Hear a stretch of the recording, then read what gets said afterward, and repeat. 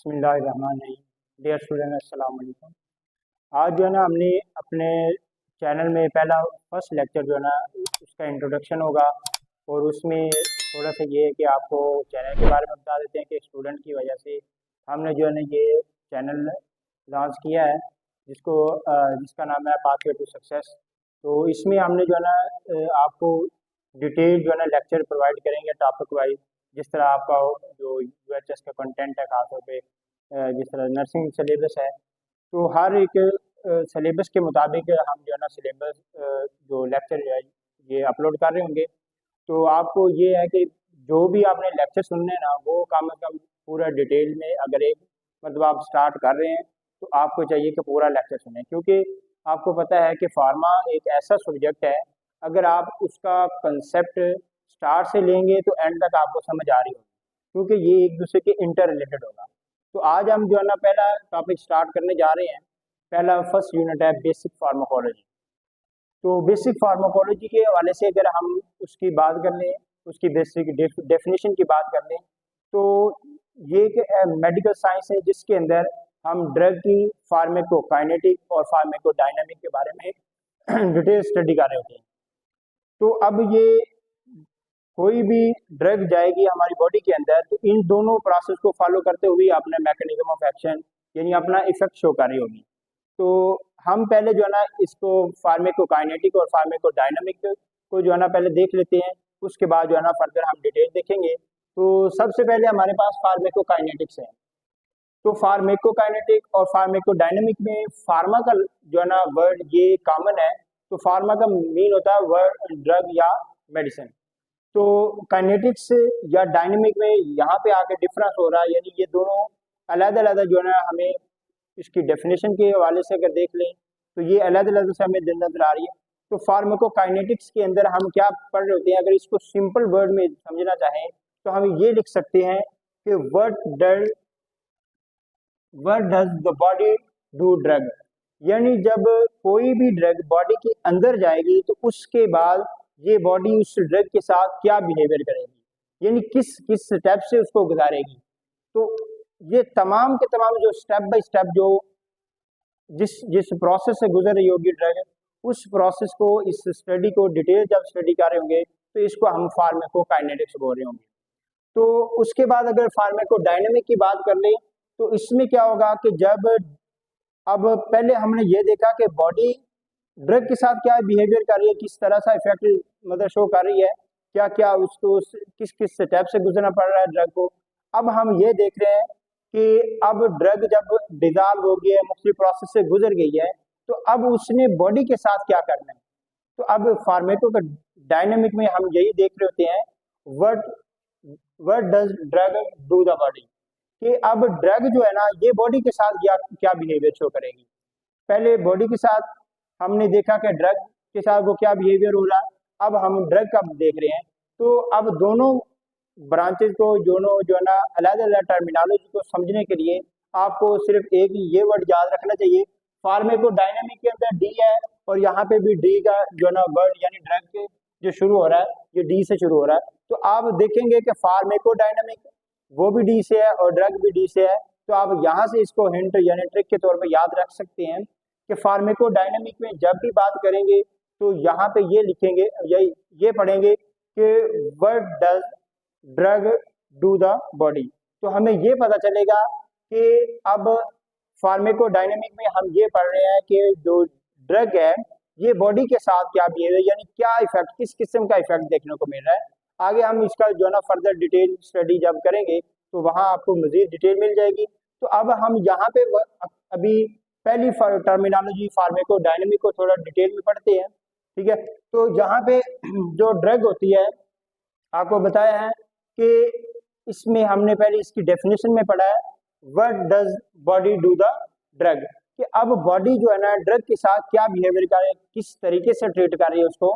तो अब वो किस तरीके से, वो हम स्टेप पढ़ेंगे।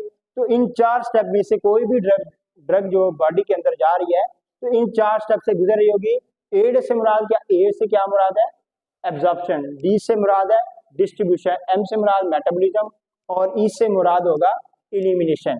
अब एब्जॉर्प्शन से क्या मुराद है कि कोई भी बॉडी के अंदर जब ड्रग जा रही होगी, अब उसके बाद जाहिर है वो डायरेक्ट तो मतलब हमारी बॉडी उसको इस्तेमाल नहीं कर पाएगी, यानी उसका इफेक्ट डायरेक्ट यानी कोई भी एक्शन नहीं आ पाएगा। तो पहले उसको जो है ना मुख्तलिफ स्टेप से यानी उसकी पहले ब्रेक डाउन होगी। जब ब्रेक डाउन होगी तो उसको हम डिसइंटीग्रेशन बोल रहे होंगे। जब इसकी डिसइंटीग्रेशन होगी, छोटे छोटे पीसेस के अंदर वो कन्वर्ट हो रही होगी, तो अब उसके बाद उसकी डेजोल्यूशन का प्रोसेस हो जाएगा, वो डेजोल्यूट होगी। जब डेजोल्यूशन हो जाएगी उसके बाद जो नेक्स्ट स्टेप होगा वो एब्जॉर्प्शन का होगा, यानी उसकी फिर एब्जॉर्प्शन होगी और फिर वो जो है ना हमारी ब्लड स्ट्रीम के अंदर इंटर हो जाएगी। जब ब्लड स्ट्रीम के अंदर बॉडी चली गई, जो ड्रग है वो इंटर हो गई है, तो इसको हम अगर आसान लफ्जों में एक शॉर्ट जो है ना लाइन के अंदर पढ़ना चाहें, द साइड ऑफ एडमिनिस्ट्रेशन, यानी जिस रूट के जरिए से जिस साइड पे हमने ड्रग को एडमिनिस्टर किया है, अब यहाँ से जब तक बॉडी जो ड्रग है ब्लड स्ट्रीम के अंदर नहीं चली जाती, उस वक्त तक ये जितने भी स्टेप गुजर हैं ये सारे के सारे जो है ना एब्जॉर्प्शन के अंदर आ रहे होते हैं। अब एब्जॉर्प्शन के अंदर आपको मैंने डिटेल में बताया कि ये पहले डिसइंटीग्रेशन से गुजर रही होती है और उसके बाद जो है ना उसकी डेजोल्यूशन होती है, और डेजोल्यूशन के बाद जब वो ब्लड स्ट्रीम के अंदर जो है ना उसके अंदर इंटर हो जाती है, तो उस वक्त इस फिनोमेना को, इस प्रोसेस को हम एब्जॉर्प्शन का नाम दे रहे होते हैं। अब एब्जॉर्प्शन हो गई है, ब्लड स्ट्रीम के अंदर जो है ना ड्रग चली गई है, तो नेक्स्ट स्टेप क्या होगा कि ब्लड स्ट्रीम, आपको पता है कि ब्लड स्ट्रीम के जरिए से ये जो ड्रग है ये बॉडी के मुख्तलिफ आर्गन, मुख्तलिफ टिश्यूज, मुख्तलिफ जो है ना पार्ट तक, आपको पता ये सर्कुलेशन जो है ना ब्लड की सर्कुलेशन हमारी बॉडी के अंदर ओवरऑल पूरी बॉडी के अंदर सर्कुलेट हो रहा होता है ब्लड, तो उसी के जरिए से ही ये जो ड्रग है ये सर्कुलेट कर रही होगी। अब ये जब यहाँ पे हम नेक्स्ट स्टेप पढ़ेंगे डिस्ट्रीब्यूशन का, तो इस ब्लड स्ट्रीम के अंदर इंटर होने के बाद इस ब्लड के जरिए से हमारी बॉडी में ज्यादातर जो ड्रग का मेजर पार्ट होता है वो लीवर के अंदर चला जाता है, क्योंकि आगे नेक्स्ट स्टेप होना होता है जहाँ पे मेटाबॉलिज्म होती है, और उसका कुछ पार्ट जो है ना बॉडी के बाकी ऑर्गन की तरफ टिश्यू तक जो है ना पहुंच जाता है, जहाँ पे इसकी मेटाबॉलिज्म स्टार्ट हो जाती है। तो डिस्ट्रीब्यूशन में हमने ये पढ़ा कि drug move the blood to different area, यानी different part of the body, यानी लिवर उसमें आपको मेजर बताया, वहां पे उसकी जो है ना ब्रेक डाउन ज्यादा होती है, यानी उसकी मेटाबॉलिज्म हो रही है। अब जो नेक्स्ट स्टेप हमने पढ़ा है, यानी एम से मुराद है मेटाबॉलिज्म। बायो ट्रांसफॉर्मेशन भी इसको, इसका अदर नेम है बायो ट्रांसफॉर्मेशन। बायो ट्रांसफॉर्मेशन से क्या मुराद है कि यहाँ पे जो ड्रग हमने दी है किसी भी पेशेंट को, अब वो अगर इनएक्टिव फॉर्म में है तो उसको एक्टिव फॉर्म में उसको कन्वर्ट किया जाएगा। अब उसमें तो अब इसमें आपको बताया कि नेक्स्ट स्टेप हमारे पास जो है ना ये एब्जॉर्प्शन डिस्ट्रीब्यूशन के बाद नेक्स्ट स्टेप जो आ रहा है वो है मेटाबॉलिज्म का।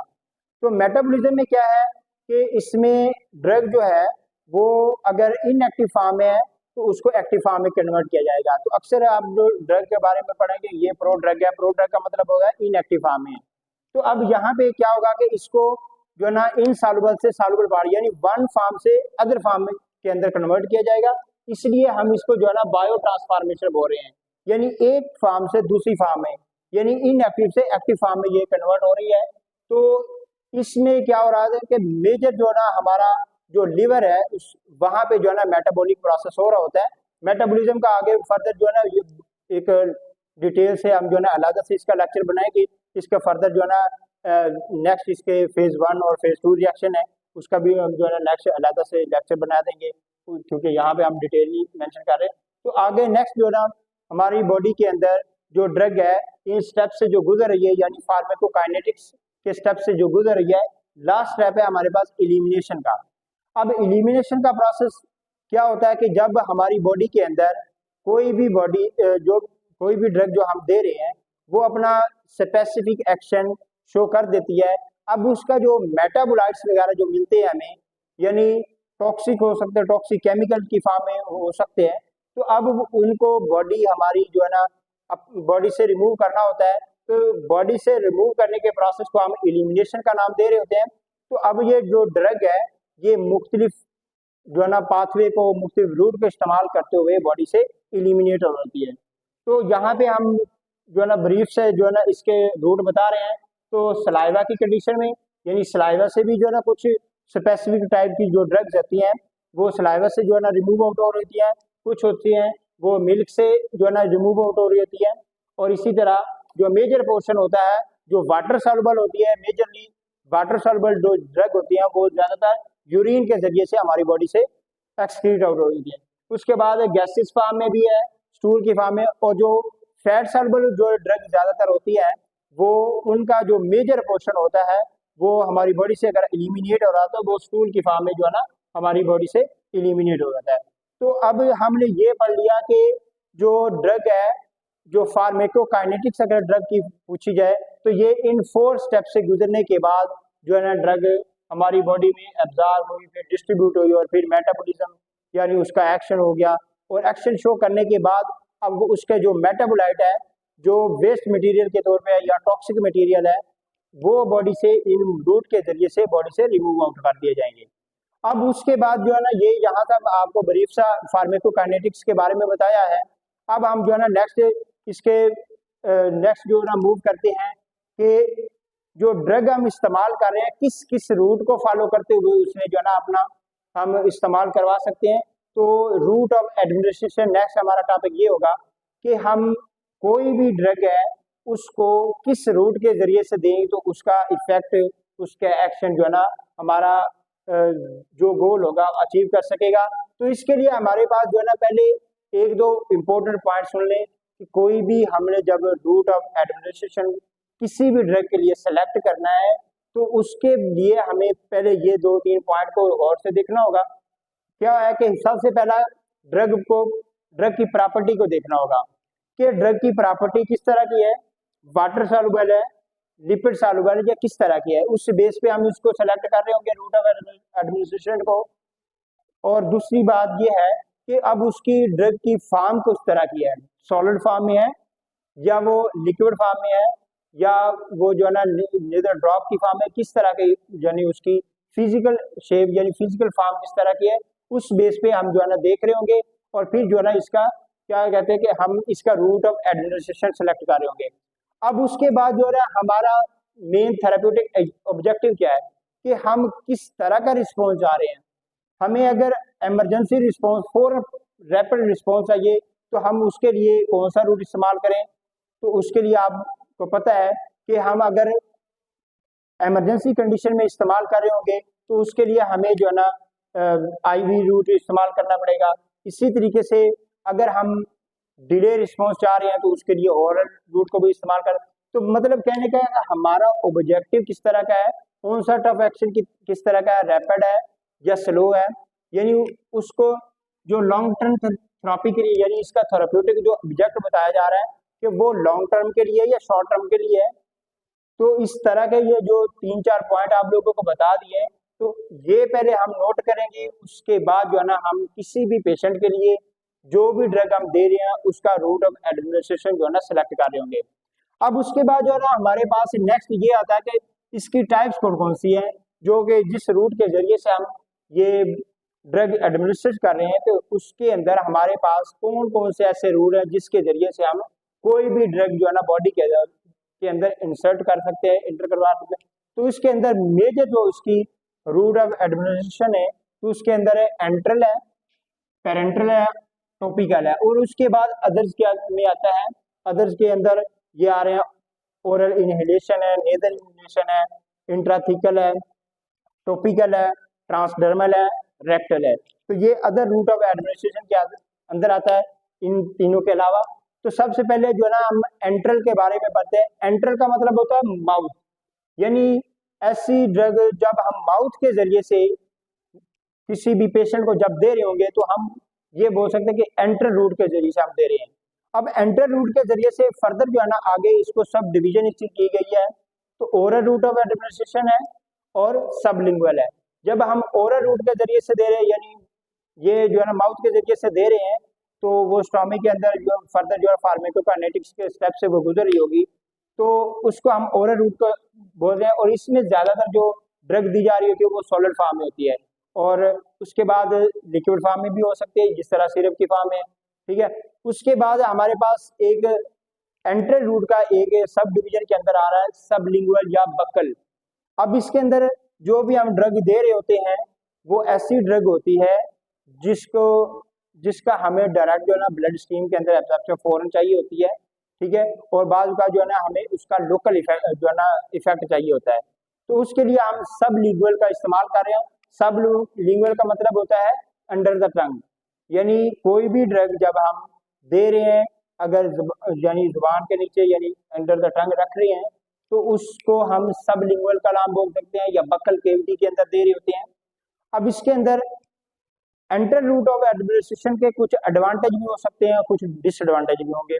अब एडवांटेज में क्या होगा कि इसके अंदर साइड ऑफ एक्शन यानी उसके अंदर एडवर्स इफेक्ट वगैरह ये अगर प्रोड्यूस होगा तो उसको हम इजीली जो है ना ओवरकम कर सकते हैं, क्योंकि डिले रिएक्शन इसका हो रहा होता है, इसका ऑनसेट ऑफ जो एक्शन होता है वो थोड़ा सा डिले 30 मिनट्स है।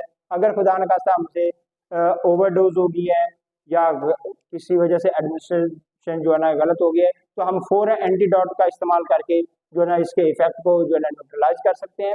ये वैसे सेफ भी इसको माना जाता है, कन्वीनियंट भी है, और हर जो है ना पेशेंट कुछ ऐसे होते हैं जो इंजेक्शन वगैरह का जो है ना इस्तेमाल से डरते हैं, उसकी पेन की जो है ना पेन की वजह से वो डर रहे होते हैं, तो इस रूट को जो है ना वो प्रेफर कर रहे होते हैं।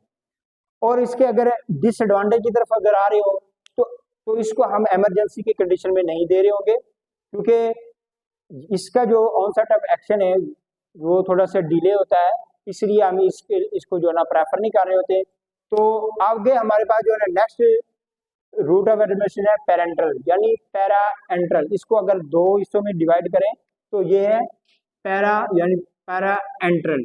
पैरा से मतलब मुराद होता है other, enteral route of administration जो माउथ के यानी माउथ के अलावा जो रूट को इस्तेमाल किया जा रहा है उसको हम पेरेंटल बोल रहे होते हैं, ठीक है। तो इसके अंदर आगे आईवी रूट है, आईएम है, सबक्यूटेनियस है, तो इन रूट के जरिए से हम इसको इस्तेमाल कर रहे होते हैं ड्रग को।